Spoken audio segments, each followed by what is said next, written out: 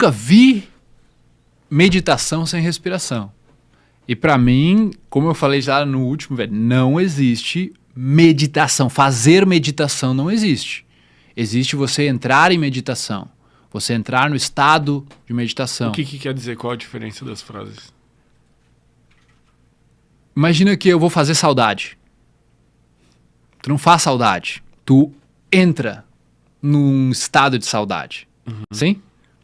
Da mesma forma, tu não faz meditação. Tu entra em meditação. É assim que veio do sânscrito. A palavra meditação ela foi derivada da palavra dhyana.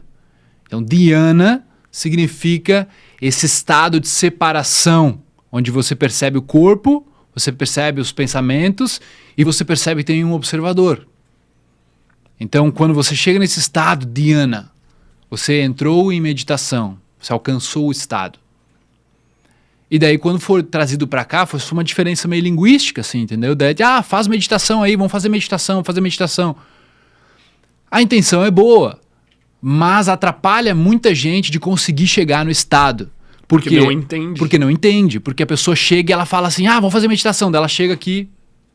Imagina, irmão, tu vai pegar uma pessoa estressada que faz um monte de coisa, aí tu bota ela, vamos fazer aqui, senta aqui para fazer meditação.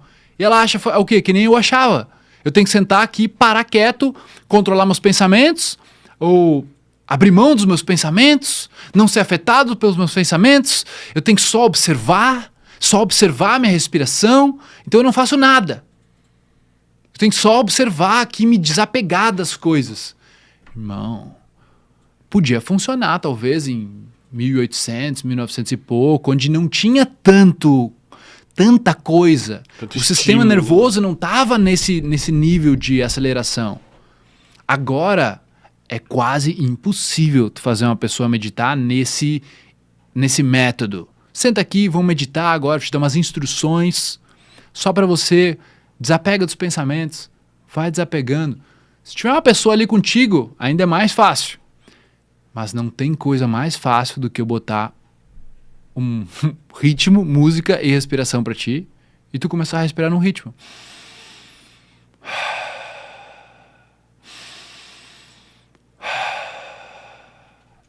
O ritmo da sua respiração que estava, digamos, vamos voltar para o ritmo mais científico, o ritmo da sua respiração que estava 15, 20 por minuto, vai ir para 10. Aí vai começar a ir para 8, para 6. Se chegar em 6, é o equilíbrio. É onde o cérebro entra na sincronia do coração, o cérebro lá 10 Hz. E depois de um tempo, eles entram nessa coerência. E aí, tu sente, tu não precisou nem tentar meditar. Eu digo, vamos meditar sem tentar meditar? Só respirando, só controla a tua respiração. Então, por isso que o meu método é ativa, controla e solta. Então, ativa a respiração, controla ela para depois soltar. O que quer dizer cada um? Como assim ativa? Ativa. Ah, tá. Literalmente isso. Literalmente. Controla. Controla quanto de ar sai. Vai relaxando. Aqui também tem um elemento de soltar, né? Tu inspira e ativa. Solta, meio sem fazer força também. Então existe o ativa, controla e solta no micro de cada respiração e existe o ativa, controla e solta no macro do método. Então ativa e controla para depois tu soltar a respiração. Realmente, não prestar mais atenção nela. Só que o método antigo de meditar, ou o método tradicional, pode dizer assim, ele vai direto pro solta. Entendeu? E daí ninguém consegue. Agora, professores de meditação, de yoga, pelo amor de Deus, cara, você pode julgar o quanto você quiser o que eu tô falando aqui. A grande questão é, faça e testa. Conduza você, depois conduza as pessoas com quem você trabalha num ritmo respiratório por 2 minutos, 3 minutos, antes de pedir para ela soltar a atenção da respiração. Então, mantenha a atenção na respiração. Quando eu faço comigo mesmo, sem música, sem ritmo, eu preciso colocar o meu ritmo. A minha mente é muito acelerada, mano. Então, se eu deixo... Não, vou só dar uma respirada aqui. Daqui um pouco eu já tô pensando em 1000 coisas, minha respiração já tá junto com as coisas, entendeu? Então não tô mais no controle da respiração, ela já tá nas coisas, nos meus pensamentos. Então meu pensamento tá ditando meio que com o sistema nervoso como minha respiração vai ficar. Então eu conto. Então para dormir, para mim é essencial, eu conto, irmão. Então eu conto 4 para dormir, por exemplo, solto 8. 2, 3, 4, 5, 6, 7. Conto na minha cabeça, vou contando, cara. Dá 3 minutos eu tô dormindo. Nem lembro, só acordo no dia seguinte, entendeu? Entendi. Então, e para meditar a mesma coisa, só que daí eu não dá para fazer um 4-8 para relaxar bem, né, que é a expiração parasimpática, ou um 6-6, um 4-4, 5-5. Quando tu fala esses valores, são sempre valores inspiração de inspiração e expiração. E não é uma forma para todo mundo. Você precisa entender o seu ritmo, né? E como vai ser o seu melhor ritmo de entrar nessa coerência, nessa meditação. Mas eu vou te dizer, velho, não existe meditar sem respirar. Não existe meditar sem você baixar a frequência da sua respiração. É impossível você chegar nesse estado se a sua respiração estiver a 20 por minuto. Ponto. É isso, velho. É muito científico. Não vai acontecer, velho. Tu não vai entrar no estado meditativo se tua respiração tiver aceleradona. Tipo, por isso que em métodos tipo Wim Hof, tipo o Smart Energy que eu trago, ou o Sudarshan Kriya, outros métodos de respiração, eles vão te ativar primeiro para depois você naturalmente entrar no estado meditativo. Entendeu? Sempre tem que ter um controle da respiração. Tipo, eu nunca vou conseguir fechar os olhos e meditar. Dá, mas você vai ter que baixar o ritmo da sua respiração igual. Entendi. Mesmo que por deixar no automático a coisa. Você pode, cara, óbvio, eu consigo, consigo aqui, se eu não tentar manipular minha respiração em nada, eu consigo entrar em meditação aqui. Mas porque tu já tem muita experiência. Porque eu tenho experiência. Se fosse uma pessoa chegando agora, tentando fazer isso, eu faço há 10 anos meditação. Mais de 10 anos, 11 anos já. Entendeu? Se for uma pessoa chegando agora, cara, as chances dela conseguir fazer isso são mínimas. Entendeu? E aí o problema é justamente esse, né? A pessoa se frustra totalmente por não conseguir. Exatamente. E daí ela tenta fazer 3 dias, ela vê, cara, eu não consigo, e já era. Foi o que aconteceu comigo. Então, eu tentei, quando um mentor meu falou assim, cara, tem que meditar, tem esse livro, O Poder do Agora, e eu, vou tentar meditar. Minha mente deu um pau, né, mano, 10-0 pra mente, assim. E aí eu tentei, assim, uma semana, velho, eu falei, isso aí não é pra mim, não. Não tem como, impossível. Eu disse, não, sabe, porque tu diz, cara, não é pra mim. É impossível, minha mente é muito acelerada. Ou você já falou isso pra você, ou você já ouviu isso de alguém. E aí eu, em momentos de desespero, assim, numa bela de uma ansiedade, numa crise depressiva, onde não fazia mais sentido viver, irmão. Aqueles dias que, tipo assim, sabe, cara, tua vida tá bem, nada tá pegando fogo, mas tu tem 0 vontade de viver. Tem 0 vontade, tu não sabe o que tu tá fazendo aqui mais, tu tá todo perdido, e tu simplesmente tem vontade, parece que acabar a vida vai ser melhor do que continuar vivendo com aquilo dentro de ti. E aí, nesse estado, eu fui pra casa de um amigo meu e ele não tava. E tava o irmão dele com um amigo, o Guilherme. E o Guilherme tinha falado assim, irmão, tu mora em Porto? Pô, tô fazendo uma meditação com uma mina lá no Parcão em Porto Alegre. Eu falei, meditação comigo não funciona. A barreira, irmão. Aquela crença que eu tentei, eu não sou um cara que não tenta as coisas. Tem um monte de gente que gosta de falar um monte de coisa que não testa nada. Não precisa acreditar em nada do que eu tô falando aqui, só testa o que eu tô te falando. Testa as respirações e vê se não faz efeito em você, tá? Aí, quando ele falou, cara, eu falei, não, já botei aquela barreira, aquela crença, né? Não consigo. Não é pra mim. E ele falou assim, irmão, ele insistiu assim, sabe? Ele falou, não, irmão, só inspira por 5 e expira por 5, muito simples. E eu pensei assim, dentro pra mim, eu pensei, cara, tem que ser muito burro, né, mano? Pra não conseguir fazer um troço desse. Porque eu tenho que ser um idiota completo pra não conseguir inspirar por 5. Respirado. Não. Tu só fechava o olho. Só fechava o olho, claro que de repente o cara dá umas 2, 3 respiradas ali, mas é aquilo, tu não fica prestando atenção. E o cara falou, inspira 5, solta 5 por 5 minutos. Eu pensei, não posso ser tão idiota assim, me considero um cara ligeiramente inteligente, não é possível, né, que eu não vou conseguir. E eu tentei, e funcionou desde o primeiro dia. Porque é fisiológico, mano. Muita gente tá enfrentando ansiedade, estresse, hiperatividade, achando que tem um problema psicológico ou neurológico.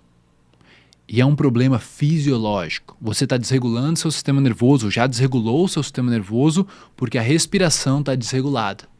Quando você conserta a respiração, o coração vai começar a ganhar saúde, menos esforço para o coração, o sistema nervoso vai se reequilibrar e você vai ver que você vai ter uma vida normal.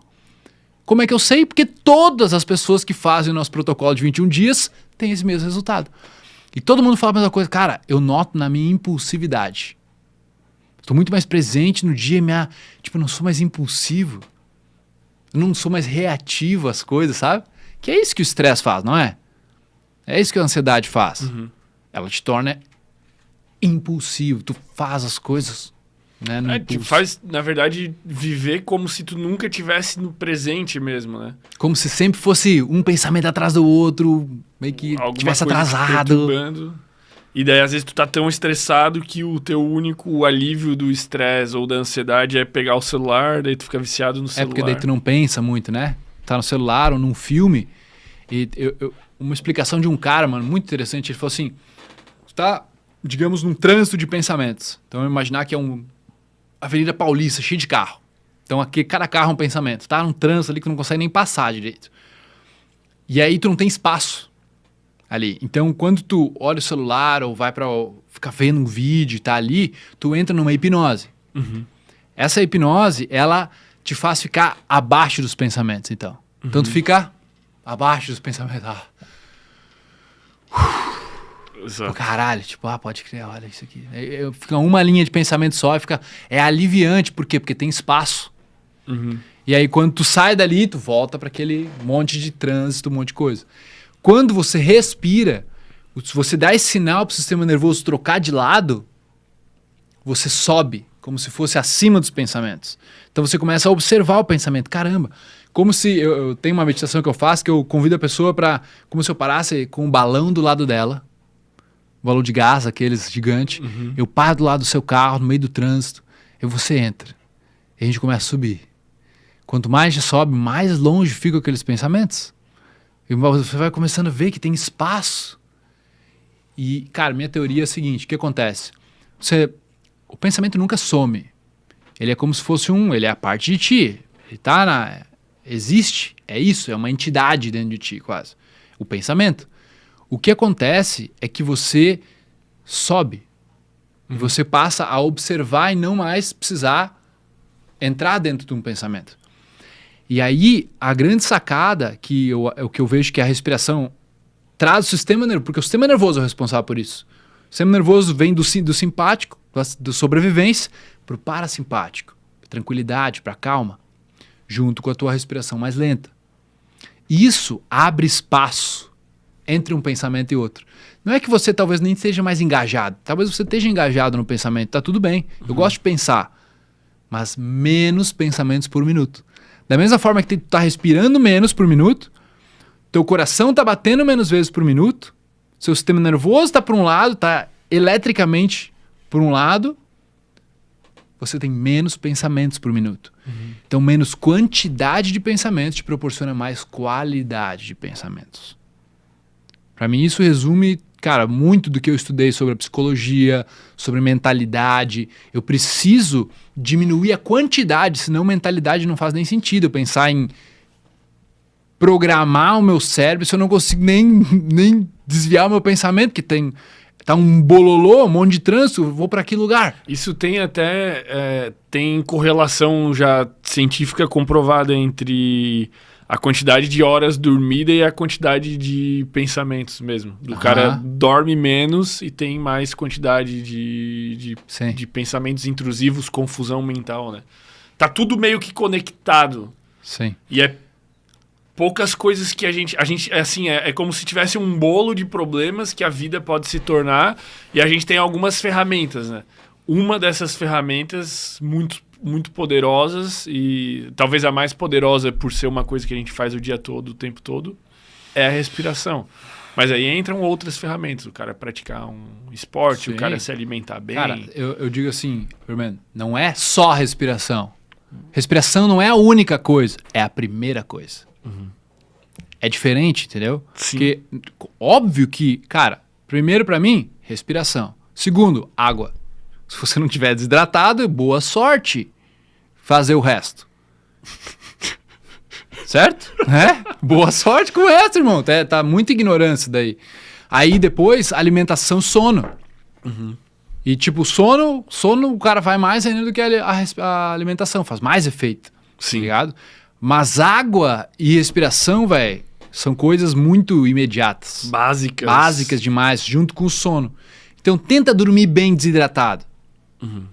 Tenta dormir bem sem respirar, respirando rápido. Não vai ter nenhuma qualidade. Tu pode dormir 20 horas. A qualidade não vai ser legal. Então você não vai descansar de verdade. Sabe? Então por isso que é tão importante não respirar pela boca durante o sono, porque daí cada minuto conta mais. Porque o teu corpo se recupera mais rápido. Sim. Sacou?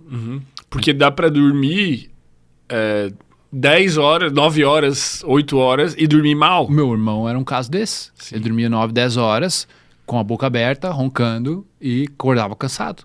Olheira, entendeu? Isso que é incrível. Cara, no negócio da meditação ainda, tu acha que então qualquer pessoa consegue entrar em meditação se ela executar um protocolo? Eu desafio a pessoa a fazer as minhas respirações e não entrar em meditação. Toda, qualquer pessoa. Desde que ela, claro, Faça a respiração. faça a respiração. Às vezes ela tá com uma respiração tão disfuncional que ela ainda não consegue fazer aquela respiração. Tá? Tem umas respirações que talvez... Qual que é a Ela não mais básica? Tipo, assim? a gente pode fazer uma. Essa aí. Ela é bem gostosa, assim, tipo, com um violino e tal, com uma eletrônica, top. Ela é inspira por 4, solta por 4. Então são mais ou menos 4 segundos, inspirando e expirando. Que já é o dobro do que ela tá respirando normalmente. Que ela respira mais ou menos, a média do ser humano é 2, 2. Então ela inspira por 2 e expira por 2. Nós estamos fazendo o dobro. Então o sistema já vai sentir muito. Tu já vai para 7 respirações, 8 respirações. Mas teoricamente a média das pessoas vai ser capaz de fazer isso. A maioria das pessoas. Depende o quão disfuncional já está a respiração dela, entendeu? Mas, meu Deus, por que ela não conseguiria? Se ela é uma pessoa que já está num estágio avançado de pânico e ansiedade, ela não vai conseguir. Entendeu? Caraca, entendi. Então ela precisa, o que eu chamo... Por isso que, por exemplo, hoje na formação, irmão, eu dividi em três tipos, 3 níveis. Porque eu vi nos Estados Unidos, e eu acho que, na minha humilde opinião, eles começaram pro lado errado, assim. Porque da onde veio as respirações mais fortes, a holotrópica, renascimento? Do LSD. Então o Groff, ele fazia... são maravilhosos, tu experimentou lá, é uma experiência incrível, mas não é pra todo mundo, cara. Porque primeiro tu precisa passar por uma reabilitação da sua respiração. Entende? Antes de ir para uma respiração mais forte, essas respirações vieram com tratamento, substitutos do LSD, na época, de 1950, ali 60, tá? E tem que ter Daí foi proibido e eles viram, cara, a respiração causa esse efeito. Vamos colocar a respiração holotrópica, daí, ao mesmo tempo meio que surgiu o renascimento. E são respirações incríveis de cura, irmão. Transformacionais, absolutamente. Só que as pessoas faziam e tu não queria fazer de novo. Não era uma coisa que tu queria fazer todo dia, toda semana, todo mês. Sim. Porque era muito intenso, muito profundo. E muitas dessas pessoas não estavam preparadas porque o nível 1, essa é o nível 3 que eu chamo. O nível 1 não estava funcional. Então o nível 1 eu chamo de smart. Smart como uma analogia para... Smart, de esperto, inteligente, mano. Respirar de uma forma inteligente. Porque é muito simples isso que a gente tá falando aqui, velho. É respirar de uma forma inteligente. Nem é só consciente, é inteligente. Você saber o ritmo e o que ele causa dentro de você. Se você tá cansado, precisa de energia. Ou se você tá estressado e quiser baixar a energia. Entendeu? Do nível SMART, que também significa Stress Management and Anxiety Resiliency Training. Treinamento de gerenciamento e resiliência ao estresse e ansiedade. Tá? Então esse é o nível 1. Nível 2 já é para meditação. Então nível 2 não é para aprofundamento, nível 3, ter experiências muito loucas e ir para a barriga da mãe.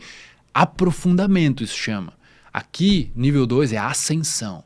Então, mano, o que eu mais tenho tesão hoje é ver as pessoas se transformando, chegando nesses estados através do êxtase. Sem tentar meditar, sem tentar fazer nada, senta para respirar e a pessoa entra em um estado orgástico, psicodélico, de êxtase, mano, de felicidade, sabe, de amor. Um negócio que, tipo, transcende qualquer palavra dela. E isso com 2, 3 ciclos de respiração, ela atinge isso. Então esse é o nível 2, nível de ascensão, eu chamo de Samadhi Breathwork. Samadhi Breathwork meio que diz o que é. Então Smart Breathwork, Samadhi Breathwork e o último é Samsara Breathwork. Eu vejo que esses são os 3 tipos de Breathwork que existem no mundo. Samsara significa a roda de memória que tu nunca sai, né? Tu fica preso naquelas memórias porque tu ainda não conseguiu transcendê-las, superá-las. Então em Samsara Breathwork esse é o objetivo. É superar a memória, superar bloqueios, se aprofundar em alguma coisa que ainda está te travando. Né? Alguma coisa de rejeição, de abandono. Ou o que a gente aprendeu a fazer aqui também é de coisa de manifestação. Então, por outro lado, depois que tu curou, e transcendeu, digamos, transformou aquilo que estava te bloqueando, a gente pode fazer respirações e depois fazer um trabalho meio Joe Dispenza, assim, onde tu vai direcionando a pessoa para imaginar o futuro, para sentir o futuro dela, sentir a riqueza, sentir a prosperidade, sentir o amor, a aceitação dos outros, sabe? Porque ela tá num estado, tipo, hipnótico ali, totalmente suscetível e aberto para conseguir imaginar e sentir essas coisas, sabe? Então, para mim, esses são os 3 estágios de como a respiração hoje, ela entra na nossa vida. Desafio de 5 dias para terapeutas e profissionais da saúde aprender sobre a ciência e as práticas respiratórias nos 3 níveis. Então, se você, essa pessoa, tem vontade de participar, esse evento vai ser gratuito e você só precisa escrever a palavra desafio aqui nos comentários, que eu vou te mandar o link para você se inscrever e a gente se encontrar ao vivo.